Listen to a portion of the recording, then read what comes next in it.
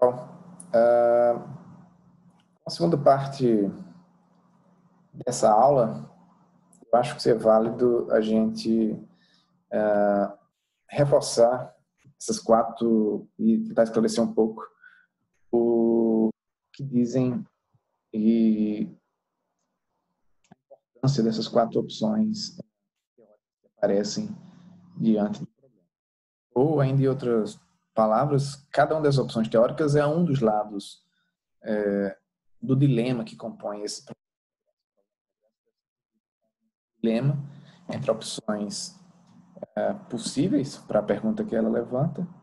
E é um dilema porque essas opções, a princípio, são problemáticas, cada uma delas, ou elas precisam ser melhor defendidas e esclarecidas para que não sejam realmente problemáticas. Então, vamos direto para esclarecer a primeira opção teórica aqui dentro do problema do regresso, que é a ideia de que a cadeia de justificação para em certas crenças que de fato não são justificadas. É mais obviamente problemática se a gente parte do pressuposto que temos conhecimento.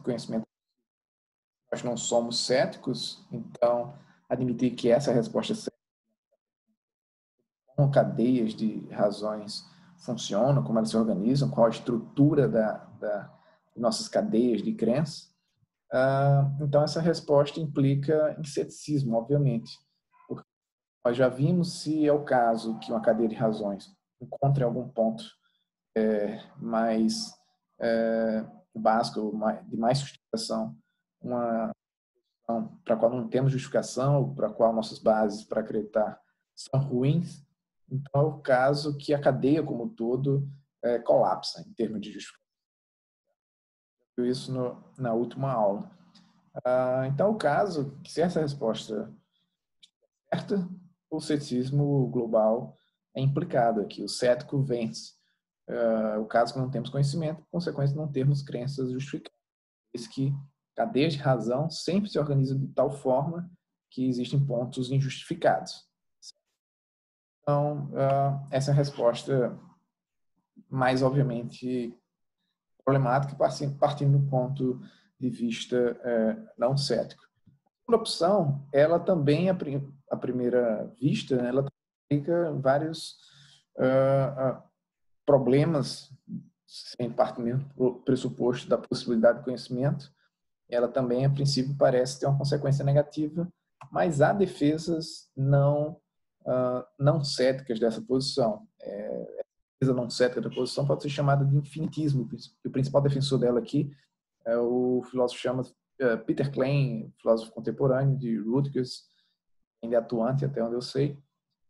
Não há muitos defensores dessa posição, ela não é exatamente uma das posições mais aceitas diante desse problema, mas é uma opção teórica disponível e o Peter Klein defende especificamente, aliás, esses termos não são específicos, né, mas ele assume essa posição de que crenças podem ser justificadas através de cadeias de razões que são infinitas. Peter Klein não vê exatamente um problema nisso, ele tem uma defesa particular dessa ideia que a gente não vai ver aqui. O que eu quero que vocês entendam, se possível, é a ideia de que uma posição como infinitismo tem que lidar com algumas objeções ou alguns desafios teóricos. Vou citar dois aqui.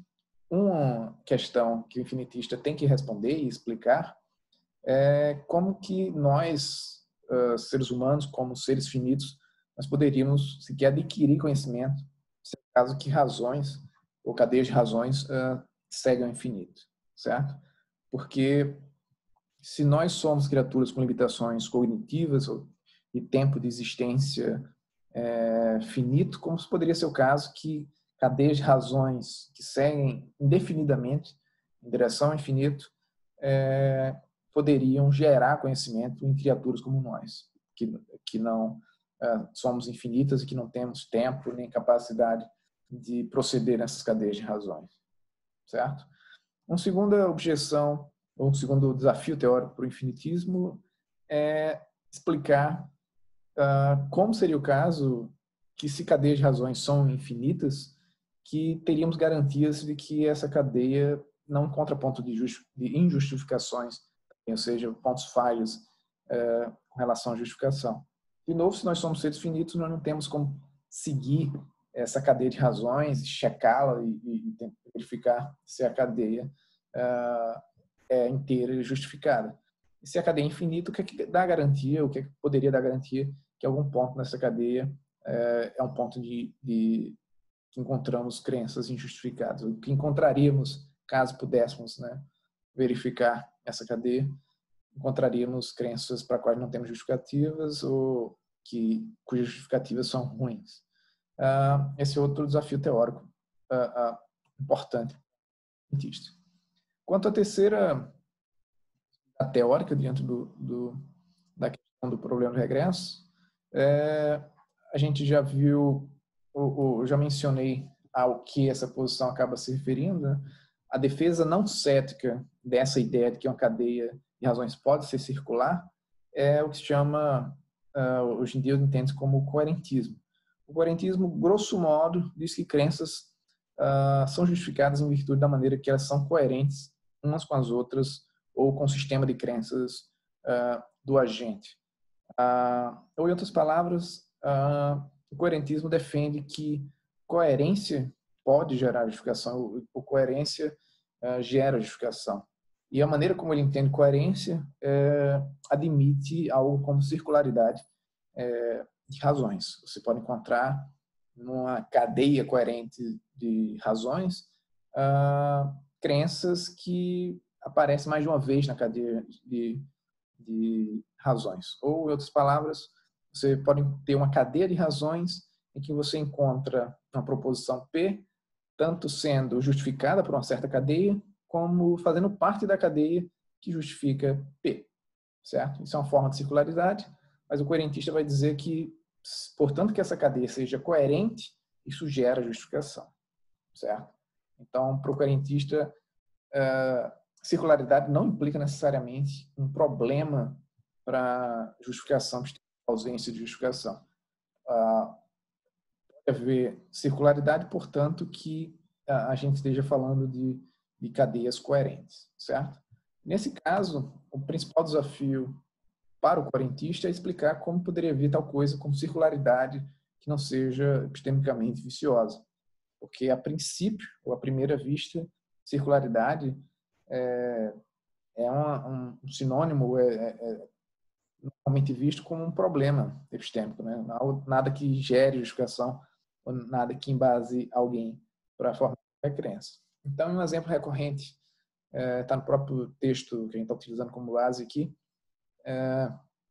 Se eu acredito em Deus porque eu creio na Bíblia, eu creio na Bíblia porque eu sou religioso porque eu creio em Deus. Se para qualquer um desses casos de crença aqui, as únicas razões em jogo são essas mesmas que aparecem nessa mini cadeia aqui de razões, então não parece ser o caso que qualquer crença aqui nessa cadeia seja justificada. Minha crença em Deus, nesse caso, não parece ter qualquer justificação, porque o raciocínio que eu sigo e, em último caso, a base que eu tenho para acreditar em Deus é completamente vicioso. E essa circularidade não parece dar qualquer sustentação à minha crença nesse caso particular. Tanto que é um termo negativo, né? Uma conotação negativa em falar raciocínio circular, certo? E o coerentista, uma vez que admite coerência como gerador de justificação e admite certos tipos de circularidade como gerando justificação, portanto que possua coerência, o coerentista tem que explicar e convencer de maneira convincente como circularidade pode não ser algo vicioso do ponto de vista. Como coerência, em particular, pode gerar justificação.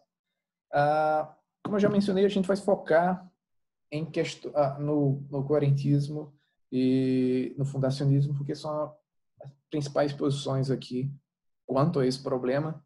E vale mencionar que o coerentismo é uma posição que ganhou influência em tempos recentes, né, falando relativamente à história da filosofia, o momento em que o coerentismo apareceu com uma opção teórica razoável, com que ganhou plausibilidade foi muito recentemente, século XX, agora, em que o coerentismo passou a ser considerado uma opção teórica plausível, razoável, certo? E há defesas compreensíveis e razoáveis do coerentismo. Espero que a gente veja pelo menos uma maneira, consiga entender como um tipo de coerentismo particular soa plausível, certo? E a razão porque o coerentismo virou uma opção teórica interessante, na verdade são razões diferentes, né, mas culminou com algumas conjunções, em parte, porque alguns problemas, alguns argumentos contra o fundacionismo surgiram ao mesmo tempo, mais ou menos ao mesmo tempo, historicamente falando, problemas que foram influentes, problemas que pareceram colocar problemas sérios para o fundacionismo, ao mesmo tempo que outras noções ganharam alguma popularidade, como a noção de holismo semântico do Quine. Quine foi um dos principais responsáveis pelo coerentismo ser uma posição mais respeitada hoje em dia. A gente fala mais sobre o coerentismo em outra ocasião. E 4, e outra opção teórica aqui, como já deve estar claro, se refere numa versão, numa defesa mais substantiva dessa 4ª opção teórica, a gente está falando do que se chama, ou se conhece como fundacionismo. E o fundacionismo diz, grosso modo, que existem crenças justificadas não inferencialmente, certo? Em outras palavras, cadeias de razão encontram pontos de parada em crenças básicas que são não inferencialmente justificadas. Para o fundacionista, a sua noção central, mais importante, é a noção de crença básica, certo? O que ele entende como crença básica é um tipo de crença que nós possuímos, ou podemos possuir, que não é adquirida de maneira inferencial. Ou ela é inata de alguma forma, ou nós adquirimos essa crença sem ser de maneira inferencial, ou seja, nós não inferimos essas crenças básicas de alguma outra crença, de alguma outra proposição. Essas crenças surgem de maneira não inferencial, não só através de inferência. Do contrário, parece que a pergunta sobre qual a base para essa crença seria legítima. Se eu derivo uma crença P em uma outra proposição Q, eu devo perguntar qual é a minha base para acreditar em Q. Mas se minha crença na proposição P é não inferencial, eu posso até perguntar qual é a minha base para acreditar em tal coisa, mas o fundacionista defende que existem tipos de crenças que não são inferenciais e elas mesmas possuem justificação. Existem justificação para acreditar em tais crenças, ou existe algo que dá garantias e bases para essas crenças. Elas são justificadas, não recebem justificação em uma outra proposição e transmitem justificação, dão suporte para o restante da cadeia para as quais elas são base, certo? Então, a imagem do fundacionista, ou do fundacionismo, essa imagem de fato, de uma fundação, como o nome já deixa evidente. Se vocês querem pensar num exemplo de fundacionismo, Descartes é um exemplo paradigmático de um fundacionista. Para a imagem da visão fundacionista cartesiana, do Descartes, pense numa pirâmide invertida, né? Mais ou menos ao contrário do que está na nossa imagem de fundo aqui. A fundação é pequena, né? O cogito dali a gente deriva outras proposições, mas há uma fundação sólida que sustenta o resto da cadeia de crenças. Mas outras versões de fundacionismo, a imagem está mais para uma pirâmide, a base é mais sólida ou mais larga do que o restante da cadeia. Mas a gente fala sobre isso mais. Seria importante que vocês entendam, pelo menos, que a ideia básica do fundacionismo é a ideia de crença básica, e essa noção precisa ser bem defendida por ele e bem sustentada. Se existem crenças básicas, isso torna a ideia do fundacionismo plausível. Se eu não conseguir deixar plausível a ideia de que existem crenças não inferenciais que possuem justificação, a própria ideia do fundacionismo é problematizada, certo?